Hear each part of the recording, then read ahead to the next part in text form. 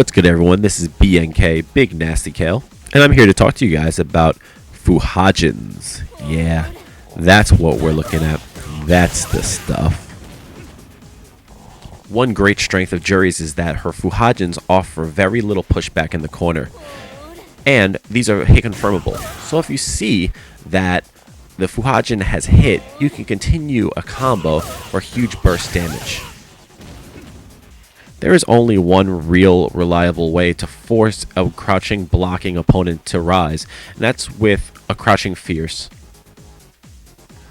On hit, your opponent will rise from the crouch and the mid fuhajin will actually combo. The downside to this, however, if the crouching fierce is blocked, he will not rise to his feet and the mid will fly right over his head and you're wide open for punishment.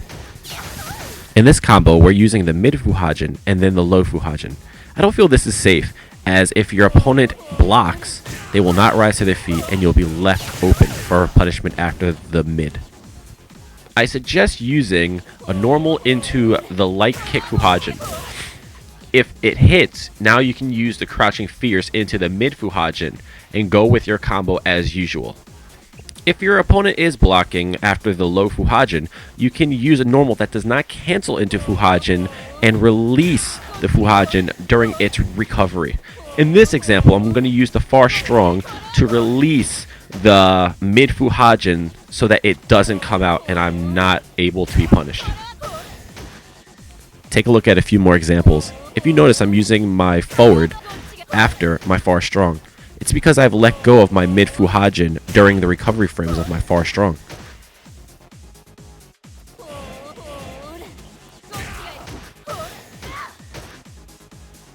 There are other ways to quietly release your fuhajin without it becoming active. A jump upwards will also do the trick. You see there, I was able to use my crouching forward. A forward dash is another way that you can use the recovery frames to let go of the fuhajin and regain control of your medium kick button. With all of these examples, you must keep in mind that it does take a good read. For an example, the forward dash could be punished heavily. However, if I charge 2 fireballs, my opponent might be expecting me to use 2 fireballs, in which he's going to continue to block while I'm able to forward dash. Here, I'll use the dash to get rid of the mid fuhajin and use a standing close forward to break any throw attempt and maintain pressure with another fuhajin store.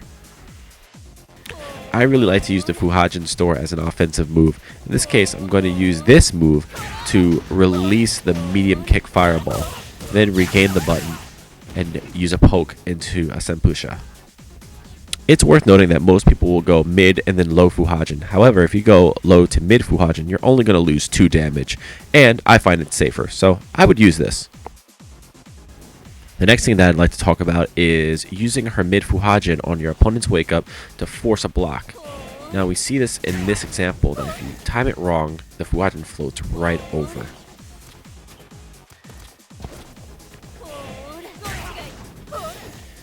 However, if you time it just correctly, bam, forces a block, even though he's crouching.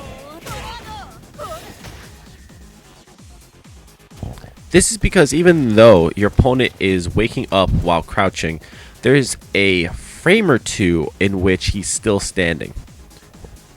I believe the term for this is fuzzy guard.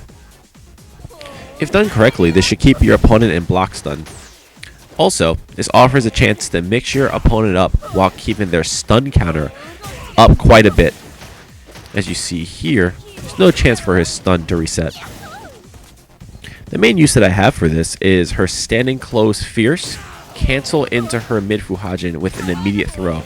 As you see here, if I let go immediately, if he goes to crouch block, it's always going to force a block. Just to show that there's no trickery afoot, I'm going to put the dummy to no block and to crouch. It still hits him. I'm going to set the dummy to jump and no block. I'm going to show you some of the follow-ups that you can use. For an example, light kick senpusha. And here was hard kick senpusha. And here's a favorite of mine, dash up like Hicks and push it into super. Soda, soda, soda, soda, soda! On hit, you can let loose a dive kick. Just use the medium kick and hard kick dive kicks, the light kick and the EX whiffs. If you would like, use a super after the dive kick hits. Just make sure you use the medium kick super. The other ones don't hit all the hits full. The next thing that you can follow up with, it's a little bit risky and maybe a little bit hard to pull off. As you see, I've screwed it up there, but I think you know what I'm going for. Oh, look how sexy that is. Woo, baby. Get him. That felt good, didn't it? Boom. Sex. Oh, I forgot to add this. Let me just shoehorn this in. Make sure you follow up on all your dive kicks afterwards. Mostly everyone wants to use this combo, and it's not the worst idea in the world. Don't be afraid to reset your opponent in the corner and continue the pressure. This will reset the damage scaling, and you'll be able to do heavy damage in the corner. Putting this all together and resetting your combos and hit confirming the mid fireball can lead to some very heavy pressure in the corner, as you see here. Now, while I don't believe this is a good use of meter, and I don't think this is really something that you would do in a match, however, it is flashy, and the ideas I believe are still strong. The pressure that I'm providing in the corner is a little bit tough to get through. I missed the throw there, however. Maybe I wouldn't have done the extra focus attack dash cancel. However, again, if you have them dazed, why the hell not? This isn't really meant to be a tutorial or a how-to. I just want to hear your thoughts on whether or not the theory behind going low and then mid is worthwhile. I think it's great, but I'm curious to hear your thoughts. Get at me on PSN or Xbox 360, KAILKUN, Kailkun, or message me here on my YouTube. I shall talk to you guys later. Hopefully this was insightful. Bye.